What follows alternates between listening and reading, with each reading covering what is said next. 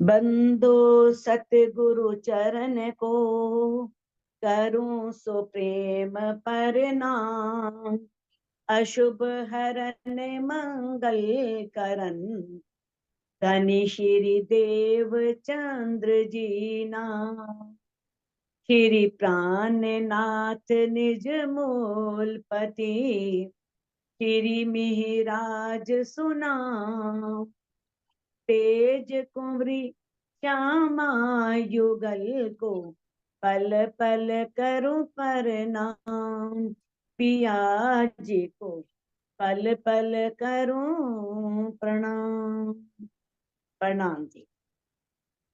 सुंदर साथ जी, जैसा कि हम श्री सागर ग्रंथ का चौथा सागर युगल स्वरूप की शोभा श्रृंगार का, और उसमें भी राज्य के श्रृंगार का वर्णन कर रहे थे, जिसमें 118 चौपाई हुई थी। तो आज 119वीं चौपाई से हम चौपाई से प्रारंभ करने जा रहे हैं, जिसमें श्री इंद्रावती जी, जिनके अंदर पांचों शक्तियां विराजमान हैं, जिन्हें महामती जी की शोभा मिली है, वो धामधनी अक्षातीत के नेत्रों के बारे में बताने जा रही हैं। नैन अनियारे अति तीखे। अब अनियारे क्या होता है? जो धामधनी अक्षातीत है ना, उनके नेत्र कैसे हैं? अनियारे, टेढ़े, तीखे और बहुत ही नुकीले हैं। बहुत ही नुकीले हैं और तिरछे। इसका मतलब ये नहीं है कि आंखें तिरछी हैं, भेंगे हैं, ये सौंदर्य का प्रतीक है। बाकी चितवन जिसे बोलते हैं तिरछी दृष्टि से देखना।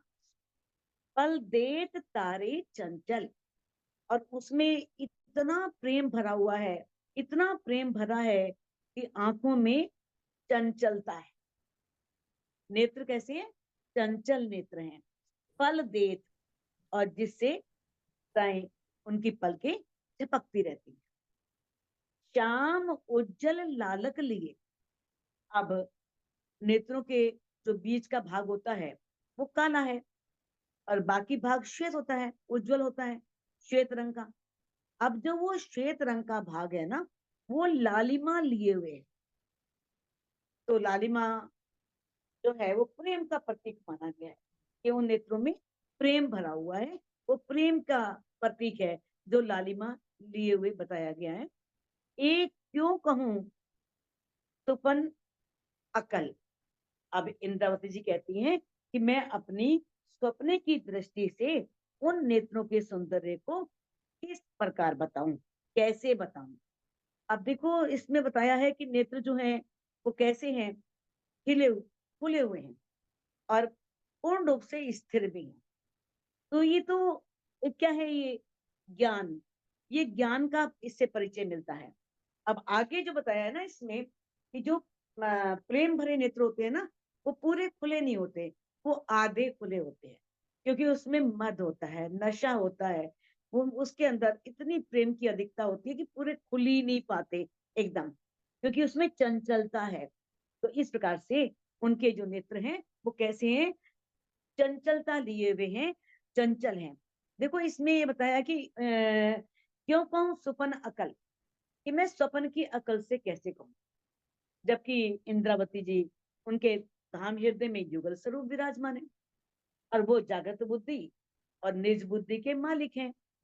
तो जिनके अंदर जागृत बुद्धि और निज बुद्धि के स्वामी धामधनी अक्षरातीत विराजमान है, उनकी स्वप्न की बुद्धि कैसे हो सकती है?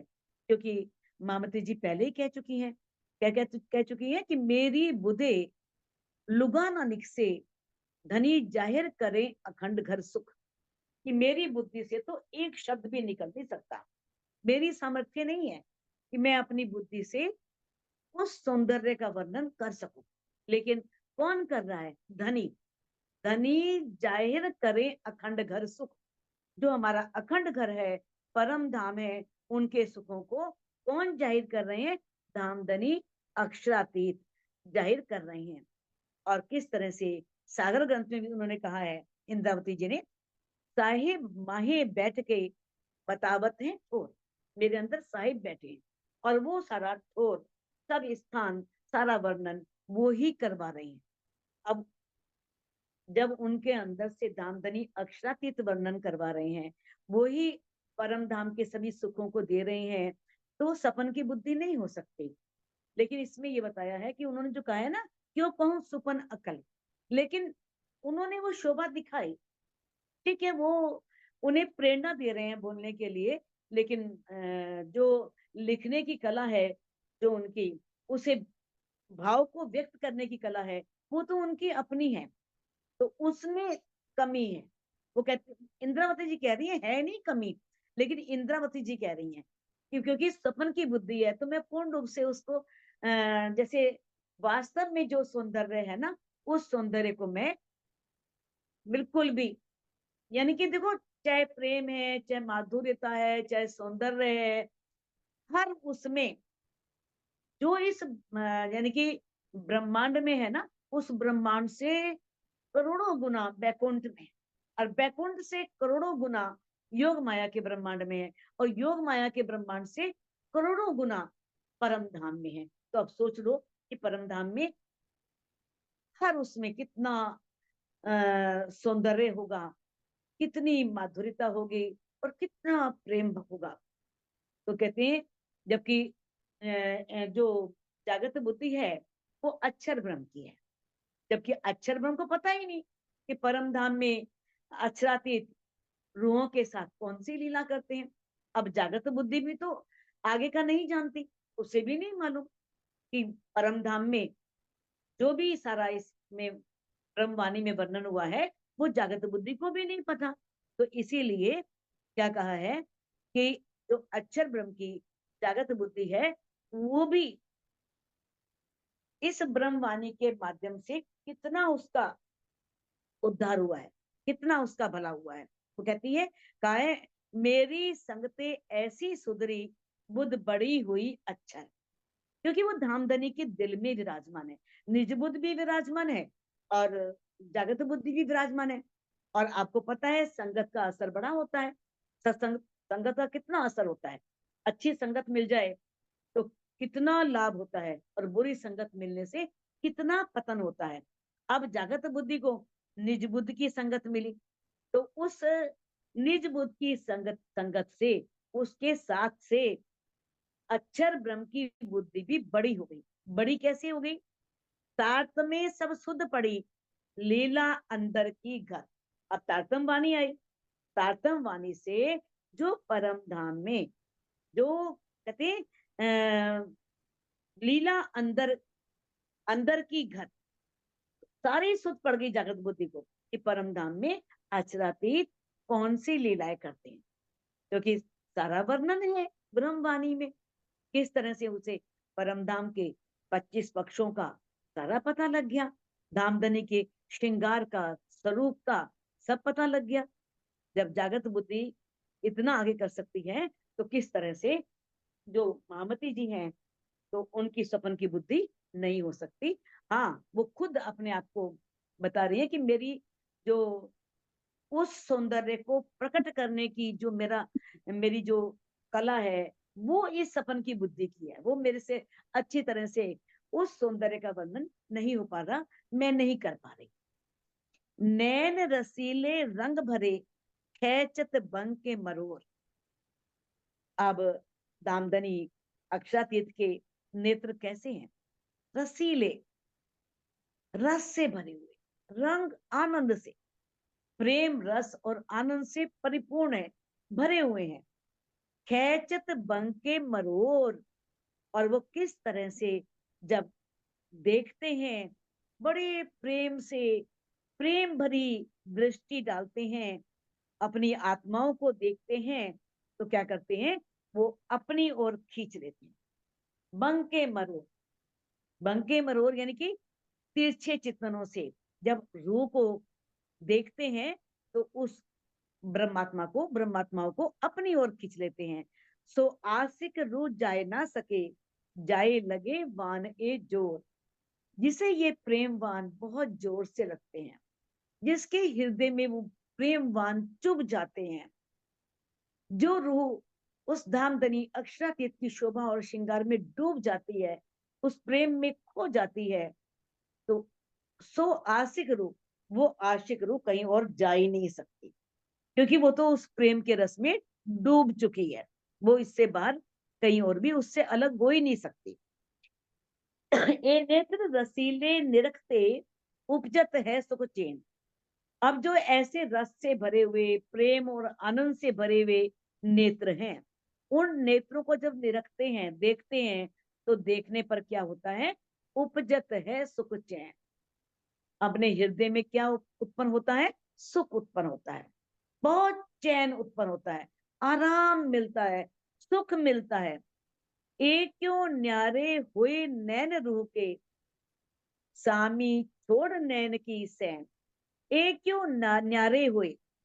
अब जो धामधनी अक्षरातीत हैं, उनके नेत्रों से क्या होता है? सामी छोड़ नैन की सैन। वो नेत्रों से इशारे करते हैं, प्रेम के संकेत करते हैं, इशारे करते हैं। तो अब सामने से मानो कोई प्रेम भरी चितवन से कोई इशारा कर रहा है, तो उसे छोड़ करके जो आत्मा है, जो रूह है, वो कैसे अलग हो सकती है? एक क्यों न्यारे हुए नैन रूह के, तो रूह के नैन उससे कैसे अलग हो सकते हैं? उसका तो मन यही चाहेगा ना कि मैं हर पल उसे निहारती रहूं, देखती रहूं, उनके नेत्रों को हर पल देखूं, निहारा करूं। जो चल जाए सारी उम्र, तो क्यों छोड़िए सुख नैनन। कहती हैं कि चल जाए सारी उम्र, यदि हम उस अपने धामधनी के सौंदर्य को निहारें, उनके नेत्रों को देखें, तो देखते देखते क्या सारी उम्र बीत जाए, यानी कि सारी उम्र बीत जाने पर भी क्यों छोड़िए सुख नैनन। नैनों के सुख कभी भी छोड़े नहीं जा सकते, उन्हें छोड़ना नहीं चाहिए। इन सुख से क्यों अधाइए आशिक अंतस्करण। अब जो आशिक है, उसका जो अंतस्करण है, जो अंदर उसका हृदय है, वो इस सुख से कैसे तृप्त हो सकता है? वो तो अतृप्त रहता है, अधाइए, कभी भी उसका जो हृदय है वो भरता ही नहीं। अब यहाँ पर थोड़ा सा ये आता है कि जब उसमें इतना सौंदर्य है, इतना प्रेम है, फिर आनंद इतना है, तो एक रूह का हृदय तृप्त क्यों नहीं होता?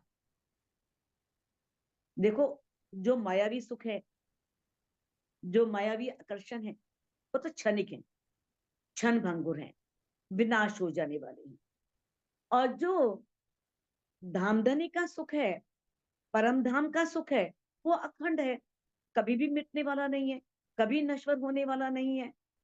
अब ये ऐसी बात क्यों कही गई? इस पर थोड़ा विचार करना है ना। तो क्या है कि जैसे एक रूह है, वो ब्रह्मवाणी के द्वारा माया के बारे में सारा जान लेती है कि माया में कोई सुख नहीं है, माया में दुख ही दुख है। माया की लपटें किस तरह से व्यक्ति को परेशान करती हैं, और व्यक्ति किस तरह से उसमें झुलसता है, कितना परेशान होता है। और जब वो चितवन में बैठती है, चितवन में बैठने पर उसे वो सुख मिलता है, वो आनंद मिलता है, तो उसका मन करता है कि मैं उसे निहारती रहूं। लेकिन फिर भी चितवन से उठना पड़ता है, ध्यान से उठना पड़ता है, क्योंकि ये माया का ब्रह्मांड है। इस शरीर को भूख भी लगती है, प्यास भी लगती है, इस शरीर को नींद भी आती है, तो उठना पड़ेगा ना। तो फिर जब वो उठती है, फिर उसे लगता है कि नहीं नहीं, इस माया में कुछ नहीं है, माया में कोई सुख नहीं, कोई वो नहीं है, तो जल्दी से चाहती है कि मैं दोबारा ध्यान में बैठ जाऊं। तो इसलिए कहा है कि उन नैनों के सुख से एक रूह कभी भी तृप्त नहीं होती। वो हमेशा चाहती है कि मैं उन नेत्रों से प्रेम रस का पान करती रहूं, निरंतर करती रहूं, मुझे वो अखंड सुख मिलता रहे, वो अखंड सुख मुझसे दूर ना हो। तो इसलिए यहाँ पर कहा गया है कि एक जो रूह है, जो आशिक जिसे कहा गया है, देखो, एक रूह में और आशिक रूह में थोड़ा फर्क है। एक रूह तो है कि तारतम ले लिया, मोहर लग गई कि राज्य की रूह है, ब्रह्म सृष्टि है, लेकिन उसके अंदर कोई तड़फ नहीं है, कोई भी धनी को पाने की तड़फ यानी कि ललक नहीं है, और एक रूह ऐसी है जिसके अंदर तड़फ है, जो धनी को पाना चाहती है, तो वो आशिक रूह है, जो धनी पर फना होना जानती है, धनी पर कुर्बान होना जानती है। नीलवत सुंदर सुभान के, शोभा मीठी मुखारबिन। अब नीलवट कहते हैं माथे को। जो सुभान, सुभान हमारे धामधनी, हमारे प्राण प्रीतम, उनका जो मस्तक है वो भी बहुत सुंदर है। शोभा मीठी मुखारविंद, और जो मुखारविंद जानते हो, पूरा मुख, यानी कि पूरा सब, उसमें आंख कान नाक मुंह सब आ गए, उसे बोलते हैं मुखारविंद। और मुखारविंद की शोभा भी बहुत मधुर है, माधुर्यता से परिपूर्ण है। ये छवि कहीं ना जाए एक अंग की, एक अंग में इतना सौंदर्य है, उस सौंदर्य का, उस शोभा का वर्णन करना संभव नहीं है। ये तो शोभा सागर आमंद, और जो हमारे खामंद हैं, जो हमारे प्राण प्रीतम है, जो हमारे धाम धनी है, वो तो शोभा के सागर हैं। अब वो शोभा के सागर हैं, कैसे उनकी सौंदर्य का वर्णन किया जाए, शोभा का वर्णन किया जाए, जब एक अंग के सौंदर्य में ही जबान थक जाती है, पूरा कर नहीं पाती है, उसके लिए संभव नहीं हो पाता, कैसे वर्णन करें, क्योंकि जो सौंदर्य किया जा रहा है वो यहाँ के शब्दों से किया जा रहा है, और यहाँ के शब्द उस सौंदर्य को नहीं लगते। हसत शोभित हरवटी, दंत अधुर मुख लाल। जब दामदने, हमारे प्राण वल्लभ हसत, हंसते हैं, तो उनकी हरवटी, जो ठोडी है, दंत, दांत हैं, अधुर होठ हैं, और मुख लाल, जो लाल मुख है, सबकी शोभा बहुत यानी कि अनंत होती है, बहुत सुंदर शोभा होती है। तो कहते हैं हसत शोभित हरवटी, जब वो हंसते हैं ना, तो उनकी ठोडी भी, दांत भी, होठ भी, और एकदम लालिमा लिए गौर वर्ण का मुख, सुंदर मुख, उसकी शोभा न्यारी होती है। आशिक से क्यों छूटई, सब अंग रंग रसाल। अब जब सभी अंगों में आनंद भरा हुआ है, रस भरा हुआ है, तो एक रूह से वो शोभा कैसे छूट सकती है, और वो भी कौन, आशिक रूह। आशिक से क्यों छूट आई, एक आशिक रूह कभी भी उस सौंदर्य को नहीं छोड़ सकती, क्योंकि प्रत्येक अंग में प्रेम भरा हुआ है, प्रत्येक अंग में आनंद भरा हुआ है। अति कोमल अंग किशोर, कायम अंग उन्मद। अब जो कामधनी है, उनके अंग जो हैं बहुत कोमल है, और कौन कौन सी अवस्था है, किशोरावस्था, किशोर है। किशोरावस्था में वैसे ही सौंदर्य अपने चरम सीमा पर होता है, तो किस तरह से उनके अंग कितने कोमल हैं, किशोर हैं, कायम अंग उन्मद, और कैसे उनके जो अंग हैं वो प्रेम के उन्माद से भरे हुए और अखंड है, कायम, यानी कि वो, उसमें परिवर्तन नहीं होने वाला। परम धाम में जो भी है, उसमें वृद्धावस्था, प्रौढ़ावस्था, कोई अवस्था नहीं आने वाली। ये नहीं केश हैं वो श्वेत हो जाएंगे, दांत गिर जाएंगे, आंखों की रोशनी कम हो जाएगी, नहीं, वो कायम है। और उन अंगों में क्या है, प्रेम और आनंद उन्मद बने भरपूर है, भरा हुआ है। एक छवि अंग अर्स के, पहुंचत नहीं शब्द। अब इंद्रावती जी कहती हैं, धामधनी की छवि ऐसी है, उनकी शोभा ऐसी है, कि हम अगर यहाँ के शब्दों से उनका वर्णन करें, तो यहाँ के शब्द उस सौंदर्य को नहीं पहुंचते, उस सौंदर्य को नहीं लगते। यहाँ के शब्दों से वो सौंदर्य बहुत ऊंचा है, बहुत ऊपर है। मुख नासिका नेत्र भो, तिलक नीलाट और कान। मुख, मुख, नासिका, नाक, नेत्र, आंखें, भों, भोए, और ऊपर लगा हुआ मस्तक पर तिलक, नीलाट, मस्तक, मस्तक पर तिलक, और कान। सारे अंगों का वर्णन किया है, मुख भी, नाक भी, आंखें भी, भुएं भी, और तिलक भी, मस्तक पर जो तिलक है, और जो कान है, हाथ पांव अंग हेड़ा। हाथ पैर, अंग, सारे अंग, और हेड़ा उनका हृदय वक्षस्थल, सब मुस्कत कहत मुखमान। जब वो मुख से बोलते हैं ना तो ऐसा लगता है सारे अंग मुस्कुरा रहे हैं, सभी अंगों में मुस्कुराहट है, इतनी प्रसन्नता है, इतनी खुशी है कि वो, यानी कि सारे अंग जाहिर कर रहे हैं, सब अंगों से वो खुशी टपक रही है, वो माधुर्यता छलक रही है। जो आशिक इन मासूक के सो अटक रहे एक के अंग। जो माशूक कौन है,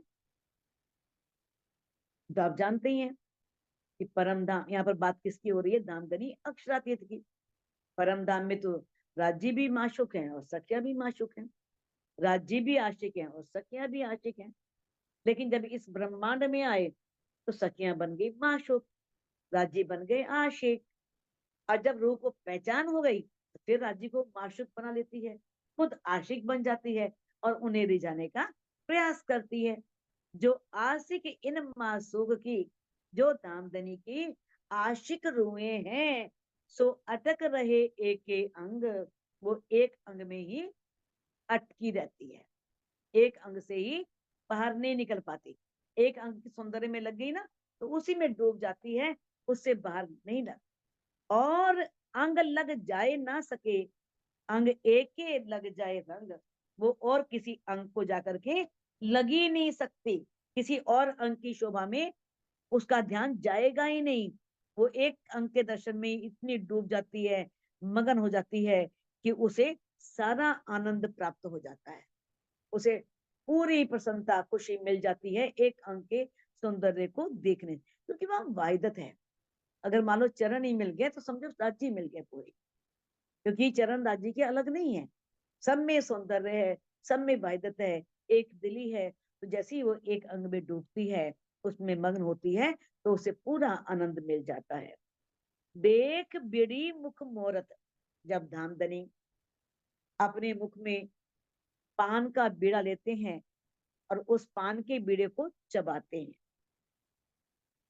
रू अंग उपजत सुख,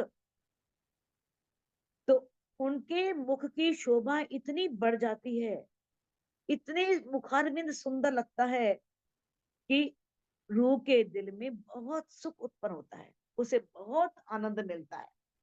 जैसे ही दामदनी अपने मुख में पान का बीड़ा चबाते हैं, मुख मोरत यानी कि मुख में चबाते हैं, रूह अंग उपजत सुख, तो उस शोभा को देख करके रूह के दिल में बहुत सुख मिलता है, उसे बहुत आनंद मिलता है। पीऊं शराब लेऊं मस्ती, जो बलबल जाऊं इन मुख। अब कहते हैं, अब उस इंद्रावती जी कह रही हैं कि मेरे दिल की ऐसी, मेरी ऐसी इच्छा होती है कि मैं प्रीतम के उस प्रेम की शराब को पीती रहूं और उस मस्ती में डूबी रहूं, उसे बाहर ही ना निकलूं, है ना। उस उनकी सौंदर्य का नशा हर पल, हर क्षण मुझ पर चढ़ा रहे और मैं उसमें डूबी रहूं, उसी की मस्ती में मस्त रहूं। जो बल बल जाऊं इन मुख, और मैं बार बार उस मुखारविंद पर बलिहारी जाती हूँ। ऐसा अनुपम अद्वितीय अलौकिक सौंदर्य को देख करके मेरा मन करता है कि मैं उन पर कुर्बान हो जाऊं, मैं उन पर निछावर हो जाऊं। ए छवि छोड़ के आशिक क्यों कर आगे जाए। अब जो आशिक है, जो ऐसे सौंदर्य को देख करके उस सौंदर्य में ना डूबे और उस सौंदर्य को छोड़ करके कैसे आगे जा सकती है। मोही लेत मुख माशुक, सोचित रहियो चुबाए। ऐसे माशुक का जो मुख है वो इतना मोह लेता है, इतना आकर्षित कर लेता है कि वो छवि उसके चित्त में चुभ जाती है। चित्त में चुभने का मतलब क्या है, चुभने का मतलब है चित्त में अंकित हो जाना। जैसे आंखें बंद करो फिर वो छवि दिखाई दे, एक बार कोई छवि दिख जाए ना, वो रूह के दिल पर अमिट छाप छोड़ जाती है, अखंड छाप छोड़ जाती है।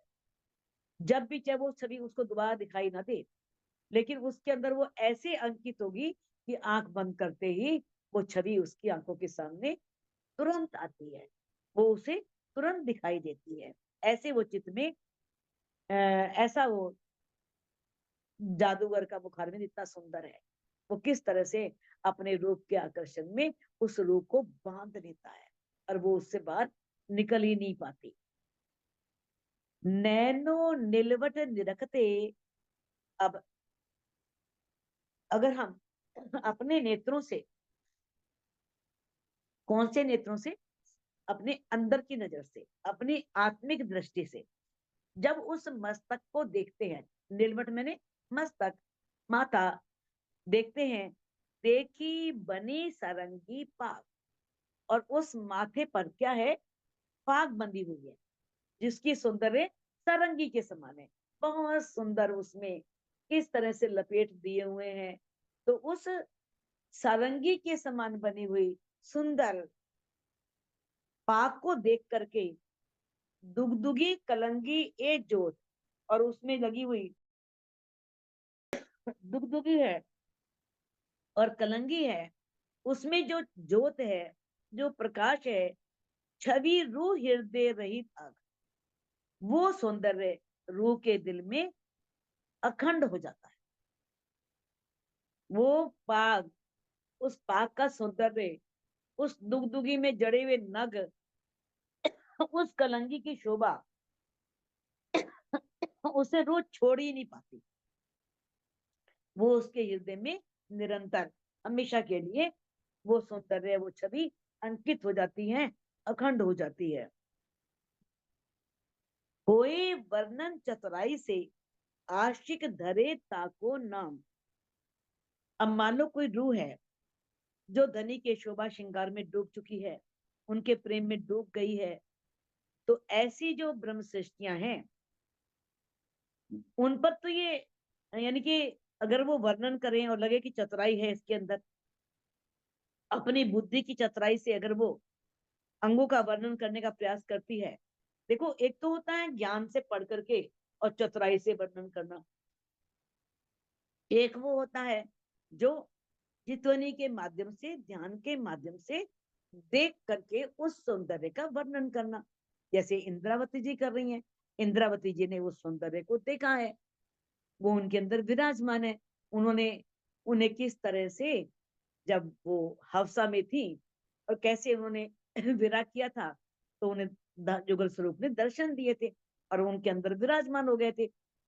तो किस तरह से वो तो देख करके वर्णन कर रही है ना, लेकिन अगर कोई रूह अगर अपनी चतुराई से उनके सौंदर्य का वर्णन करना चाहती है, कि कोशिश करे कि मैं वर्णन करूं धनी के अंगों के सौंदर्य का, तो वो हंसी का पात्र बन जाती है, क्योंकि वो सही ढंग से पूरा वर्णन कर ही नहीं सकती, क्योंकि उसने देखा ही। एक अंग छोड़ जाए और लगे, सो नहीं आशिक को काम। कितनी बड़ी बात कहती है इंद्रावती जी ने, कि अगर एक अंग को छोड़ करके रूह दूसरे अंग के सौंदर्य में लगती है, वो आशिक का काम ही नहीं है। आशिक ऐसा कर ही नहीं सकती, कि यानी कि वो जैसे जल्दी जल्दी, हम लोग भी चितवनी में ऐसे ही करते हैं ना, बहुत जल्दी जल्दी, जल्दी से एकदम फटाफट। हमने देखा किस तरह से यमुना जी को पार किया, हल्का हल्का दृष्टि देखते हुए, और फिर किस तरह से हम देखते हैं हम कहाँ पहुंच गए, और लाल हरे वृक्षों को देखते हुए, अमृतवन को देखते हुए, और एकदम रंग महल के मुख्य द्वार को देखा और अंदर प्रवेश कर गए, और मूल मिलावे की पूरी झलक आई नहीं आई, और हमने पूरा वर्णन भी कर दिया उसका, है ना, सिंहासन का, हर चीज का वर्णन कर दिया। लेकिन वास्तव में जो इंद्रावती जी कहना चाह रही हैं, उसका भाव क्या है। अगर हम चितवनी में जा रहे हैं, अगर हम किसी एक चीज का वर्णन कर रहे हैं, तो उसे पूरा देखने का प्रयास करें, उसमें उस शोभा को अपने अंदर पूरा बसाने का प्रयास करें, देखने का प्रयास करें। जल्दी जल्दी नहीं, कि जल्दी जल्दी हमने प्रणाम किया और हम राज्य के चरणों में प्रणाम करके चरण दिखे नहीं दिखे, हमने वापिस अपने इस भौतिक तन में प्रवेश कर लिया। तो ये तो ज्ञान की चितवनी, लेकिन वास्तव में जो प्रेम की चितवनी होती है, वो रूह धनी के चरणों में ही खो जाएगी, तब तक उसके चरण, उनके चरण उन्हें दिखाई ना। तो किस तरह से कहा है कि ये आशिक का काम ही नहीं है। कि वो जल्दी जल्दी एक अंक को देखे, फिर दूसरे अंक को देखे, तीसरे अंक को देखे, और देखते देखते पूरा कर ले। तो कहते हैं आशिक कहिए हक की, जो लग रहे एक एक ठोर, उसे आशिक कहते हैं।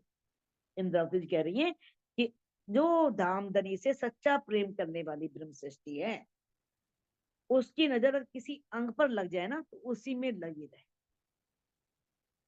वो उसी में खोई रहे। आशिक ऐसी चाहिए जो ले ना सके अंग और,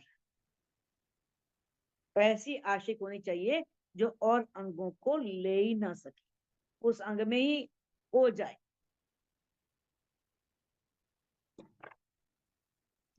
इन आशिक की नजरों दिल एके हुआ सागर। अब जो दामदनी अक्षरातीत की ब्रह्मात्मा है, जिसे आशिक कहा गया है, जब वो अपने सौंदर्य की जो सागर हैं, कौन, धामधनी अक्षरातीत, उनकी शोभा को देखती है, तो उसका दिल क्या है, वो उस दिल से वैसे ही एक हो जाती है, जैसे जो झीले यहाँ सुख में निकसे नहीं क्यों कर, दिल एके हुआ सागर, उसका दिल उस सागर में एक हो जाता है। जैसे एक नदी है, नदी जब सागर में मिल जाती है तो नदी नहीं रहती, वो सागर बन जाती है, उसका अस्तित्व नहीं रहता, तो उस रूह का भी अस्तित्व रहता नहीं, फिर वो धनी के दिल में समा जाती है। तो झीले यहाँ सुख में, वो इसी सुख में झीलती है, झीलना करती है, निकसे नहीं क्यों ये कर, फिर वो उससे बाहर निकल ही नहीं पाती।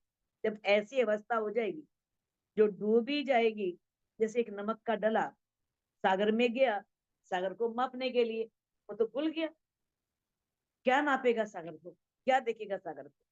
ऐसी एक रूह धनी के दिल में प्रवेश की। अब दिल में प्रवेश करने के बाद क्या वो बाहर निकल सकती है? निकल ही नहीं सकती। कैसे निकल सकती है?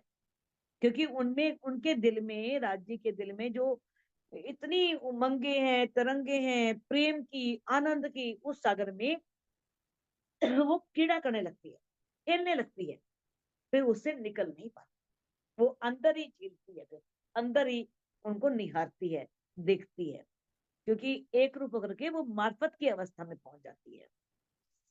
श्रृंगार ग्रंथ में कहा है ना, हम अरस परस है हक के, ये देखो मोमिनो हिसाब, हक हम में, हम हक में, हक बिना सब खा। कहते हैं हम राज्य के अरस परस हैं, अलग नहीं है, राज्य और हम एक है।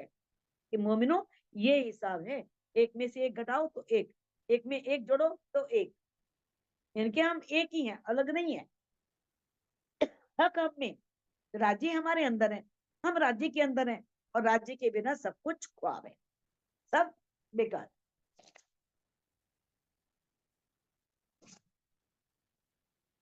एक श्रृंगार की 3-4 चौपाई दे रखी है, लेकिन हमने एक ले ली, और एक और भी लेते श्रृंगार के दूसरे प्रकरण की है, अभी आगे आएगी।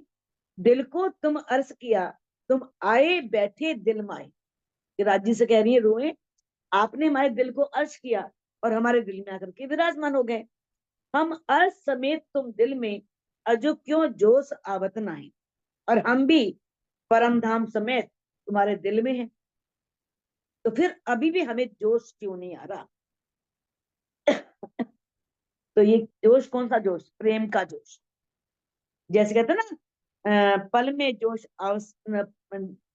इश्क का जोश आवसे, पल में देसी पट उड़ाए। जैसे इश्क का दोष जोश आएगा ना, वो पल में सारे पर्दे उड़ा देगा, सब पर्दे उड़ जाएंगे। तो शोभा सारे स्वरूप की, क्यों कहे जुबा इन। अब जो जुगल स्वरूप है, उनकी जो शोभा है, वो इस जुबा से कैसे वर्णन की जाए। लहरें नहरें पहुंचे आकाश लो, जो उनके अंदर सौंदर्य की लहरें हैं, वो एक नहरों के समान, जैसे नहर होती है ना, इतनी ऊंची ऊंची आकाश तक उछल रही हैं, आकाश तक पहुंच रही हैं। और ठोर न कोई मोमिन, और मोमिनों के लिए कोई स्थान है भी नहीं, धनी के अलावा कोई स्थान नहीं है, क्योंकि उस सागर से ऐसी लहरें उठती हैं जो आकाश में क्या होता है, इतनी उठती हैं कि तेज की, जिसे बहुत तेज निकल रहा हो, उसकी लहरें चल रही, इस तरह से। तो इस शोभा को छोड़ करके ब्रह्म सृष्टियों के लिए और कोई उपाय ही नहीं। यही उपाय है कि वो हर पल उस सौंदर्य को निहारती रहे, उस सौंदर्य को देखती रहे। आशिक न लेवे दानाई, पर एक दानाई हक। अब इंद्रावती जी कहती हैं कि जो आशिक रूह है ना, जो धनी पर फना है, जो धनी पर कुर्बान है, जिसने सर्वस्व निछावर कर दिया है, वो कभी चतुराई लेना नहीं चाहिए। पर ए दानाई हक, अगर चतुराई आ भी जाती है तो वो भी राज्य की है, राज्य ने दी है। इश्क आपे पी वहीं और पिलावे बेशक, क्योंकि धामधनी क्या है, वो खुद भी इश्क के प्याले पीते हैं, और बेशक कोई शक नहीं, सब रूहों को भी पिलाते हैं। यानी कि अगर वो इश्क का वर्णन करने की जो चतुराई दी है, वो भी राज्य की।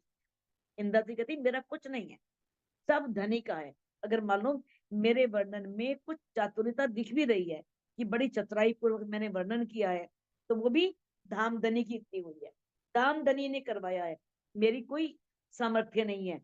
कहते वो क्या करते हैं, खुद भी इश्क पीते हैं, इश्क आपे पी वहीं और पिलावे बेशक, और बेशक में कोई शक नहीं है, रूहों को भी इश्क के प्याले पिलाते हैं और स्वयं भी पीते हैं। और उस धने की शोभा में, उस इश्क रूपी शराब में सभी रूहें मस्त हो जाती हैं और उसमें डूब जाती हैं। यदि कहते हैं शिवराज जी उससे वर्णन न करवाएं, तो उसके लिए वर्णन कर पाना संभव नहीं है। ये इंद्रावती जी अपने लिए कह रही हैं कि मैं तो सौंदर्य में डूबी हुई हूँ, कि धनी ने बल दिया है तो मैं वर्णन कर पा रही हूँ, नहीं तो मेरे लिए वर्णन करना बहुत मुश्किल था। ए चतुराई हक की और हके का इलम, अगर ये चतुराई है, वाक चातुर्य है, तो ये भी राज्य का है और राज्य का ही इलम है। राज्य ने ही ज्ञान दिया है, राज्य ने ही चतुराई दी है। ए सुख इन स्वरूप के देवे यही कसम, और इस स्वरूप के जो सुख है, इनको देखने के, उस शोभा श्रृंगार में डूबने के, जो भी आनंद है, मस्ती है, वो धामधनी अक्षरातीत ही देने वाले हैं, वो आप ही देने वाले हैं। वरना किसी के बस में नहीं है कि वो उनके प्रेम में डूब जाए या उनकी मस्ती में हो जाए। इन स्वरूप को वर्णन तो यही की चतुराई। अब धनी की शोभा का वर्णन कहते हैं कि धामधनी की दी हुई चतुराई से ही संभव होता है, वरना रूह कर ही नहीं सकती। दामदनी वर्णन करने की कला देते हैं कि तुम इसका वर्णन करो, ये वर्णन करने की कला मुझे धामधनी ने दी है। या को आशिक जानिए सो इति रहे लगता है। अब जो उस शोभा को देख करके डूब जाए, अपने आप को भुला दे, तो उसे ही आशिक समझना चाहिए। वही आशिक है जो अपने आप को भूल जाए, अपने अस्तित्व को मिटा दे। ए सुख इन स्वरूप को और आशिक यही आराम। अब इस स्वरूप के, कौन स्वरूप, धामधनी अक्षरातीत का अलौकिक सौंदर्य, अनुपम सौंदर्य, अद्वितीय सौंदर्य, उसके जो सुख हैं, उसमें बहुत सुख छिपा होता है। उसमें दो प्रकार का सुख छिपा है, जिसको और जिसको रूह जो है वो अपने अंदर उतारती है। एक तो इल्म का सुख है, एक इश्क का सुख है। किसी को तो इल्म राज्य ने दिया है, किसी को इश्क दिया है। तो ये कहते हैं और आशिक यही आराम, और आशिकों को आराम भी यही मिलता है, उस सुख की शोभा श्रृंगार का वर्णन करना। जब वर्णन होता है ना, तो रूहों को बड़ा आनंद मिलता है, बड़ा सुकून मिलता है, बड़ी शांति मिलती है, और उसमें मन करता है कि डूब जाओ। लेकिन जो लो इश्क ना आवे, लेकिन जब तक इश्क ना आए तो क्या किया जाए, मन तो करता है डूब जाओ, लेकिन कैसे संभव हो सकता है जब तक राजी इश्क ही ना दे। तो लो इलम यही विश्राम, तब तक रूह को इलम से ही काम चलाना होता है, ज्ञान के द्वारा ही शोभा का रसपान रूह करती है, जब तक इश्क नहीं आता। अब ज्ञान के द्वारा तो हर रूह उस सौंदर्य में डूबी है, उस में खो गई है, मन कर रहा है डूब जाओ, लेकिन ये भी अपने हाथ में नहीं है, ये राज्य के हाथ में है। राज्य जिसे डुबोना चाहते हैं, जिसे इश्क देते हैं, वो ही रूह उसमें डूब सकती है। आगे क्या कहा है, इश्क को सुख और है और सुख इलम, दोनों की सुख है, इश्क का भी सुख है और इलम का भी। इश्क का सुख तो अलग है और इलम का सुख अलग है, क्योंकि इश्क क्या करता है, इश्क रूह को वाहिदत के आनंद में डुबो देता है, वो एक दिली में डूब जाती है। और इलम क्या करता है, आत्मा को उसके स्वाद का अनुभव करवाता है, उस सौंदर्य के स्वाद का, उस शोभा की स्वाद का। तो इलम जो है वो स्वाद का अनुभव कराता है और इश्क उसमें डुबो देता है। पर न्यारी बात आशिक की, जिन जो देवे कसम। अब आशिक की बात तो न्यारी है, अब राजी जिसे जो दे, किसी को इलम देते हैं, किसी को इश्क देते हैं। कोई इलम दे करके उससे वर्णन करवाना होता है और किसी को इश्क में डुबो देते हैं, वो वर्णन कर ही नहीं पाती, वो तो खो जाती है उसमें, डूब जाती है उसके अंदर। तो ये धनी की वो है, मेहर है, उनकी मेहर पर सब निर्भर है कि किसी को क्या देते हैं, किसी को इश्क देते हैं, किसी को इलम, और किसी को इश्क भी देते हैं, इलम भी देते हैं, दोनों ही दे देते हैं। ए इलम ए इश्क दो इन हक को चाहे। अब इलम और इश्क दोनों ही राजी जाते हैं। चाहे इलम है, अगर इलम से भी एक रूह को दामदनी अक्षरातीत की पहचान हो गई है तो वो भी राज्य को पाना चाहेगी। अगर मान लो इश्क से उसे पहचान हुई है, वो भी राज्य को पाना चाहेगी। दोनों ही राज्य को पाना चाहते हैं, इश्क भी और इलम भी। पर जिनको हक जो देते हैं सो लेवे सिर चढ़ाए। अब जिसे राजी जो देते हैं उसे वो अपने सिर पे चढ़ा देते। राजी आपका हुक्म, आपकी इच्छा, आपने मुझे इलम दिया है, ठीक है, या किसी को इश्क में डुबोया है तो ठीक है। अब ये कहते हैं, पर जिनको हक जो देते हैं, जिसे राजी जो देते हैं, वो उसी को स्वीकार करती है, उसी को अपने सिर पर चढ़ा लेती है, उसी हुक्म को मान लेती है। श्री मामत कहे अपनी रूहन को, तुम जो अरवा अरस। अब मामत जी कहते हैं अपनी ब्रह्मश्रेष्ठियों को, अपनी रूहों को, तुम परम धाम की रूहें हो, तुम जो अरवा अर्श, तुम परम धाम की अरवा हो, परम धाम की रूह हो। शराब प्याले इश्क के लियो प्याले पर प्याले सरस। अब तुम्हें इश्क के दाम दनी के अक्षरातीत के प्रेम रूपी शराब के प्यालों को पीना है। लियो प्याले पर प्याले, ये नहीं कि एक प्याला पी लिया, नहीं, प्याले पर प्याले निरंतर उस धनी की प्रेम रूपी शराब को पान करो, अपने अंदर बसाओ, और उसे किस तरह से, यानी कि यही ब्रह्म सृष्टि की कसौटी है कि किस प्रकार से, इसमें बताया गया है कि किस प्रकार से वो धनी से प्रेम देती है, इश्क देती है, और अपने दिल में उस इश्क को, उस प्रेम को बसाती है। तो सुंदर साथ जी इस चौपाई को अनम्यूट करके आप दोहरा सकते हैं।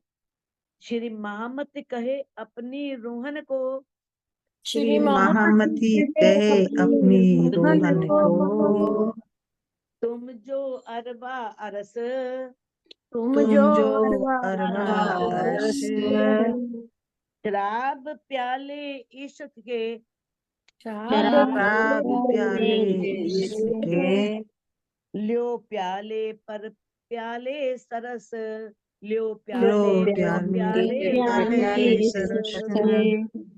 बोलो श्री प्राणनाथ प्राणनाथ प्यारे प्यारे की की जय। जय। बोलो सतगुरु